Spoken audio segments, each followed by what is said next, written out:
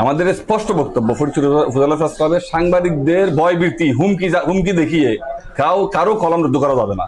আমরা এই ভয়ভীতিকে উপেক্ষা করে সাংবাদিকরা সদা জাগ্রত হয়ে পুরোটা আমরা তাদের সাথে মোকাবেলা করব। যারা আমাদের বিরুদ্ধে লাগছে বা যারা লাগার চেষ্টা করছেন তাদেরকে আমরা হুঁশিয়ার করছি, তারা যাতে আমাদের সাংবাদিকদের নিয়ে আর পরবর্তী কোনো স্টেপে তারা না আগায়। উপজেলা প্রেস ক্লাবের পক্ষ থেকে আমাদের সংবাদকর্মী নাজিম উদ্দিনের উপর যে ন্যাক্কারজনক হামলা ঘটনা ঘটে তার তীব্র নিন্দা জানাচ্ছি।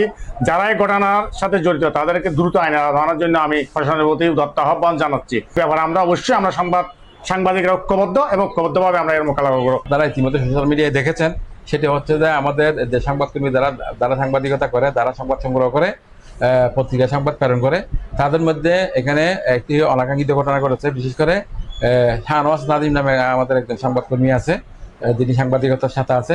ওনাকে যুবদলের এবং সেবা ক্লিনিকের এমডি রশিদ চৌধুরী ওনার উপর চড়া হয়েছিলেন, চড়া হয়ে ওনাকে হত্যার হুমকি দিয়েছেন। এটি অত্যন্ত নিন্দনীয় একটি বিষয়। আমি এটার নিন্দা জানাই, প্রতিবাদ জানাই। রাজনৈতিক নেতৃবৃন্দ যারা আছেন এখানে, সাংবাদিকরা কারো প্রতিপক্ষ না। সাংবাদিকরা গণমাধ্যম কর্মী, তারা আত্মসামাজিক উন্নয়নে কাজ করে থাকে, রাষ্ট্রের জন্য কাজ করে থাকে, সমাজের জন্য কাজ করে থাকে, সমস্যাগুলি তুলে ধরার চেষ্টা করেন। তো সেই হিসেবে সাংবাদিকরা স্বাধীন, সংবাদপত্র স্বাধীন। সাংবাদপত্রকে রাষ্ট্রের চতুর্থ স্তম্ভ হিসেবে আমাদের সংবিধানে স্বীকৃতি দেওয়া আছে। সাংবাদিকরা জাতির বিবেকে, আমাদের সাংবাদিকরা এমন কোনো কাজ করে নাই যে এখানে তাকে একজনকে আছাড় মেরে ফেলতে হবে, হত্যা করতে হবে, এই ধরনের কোনো কিছু করছে বলে আমাদের কাছে দৃষ্টিগোচর হয়নি।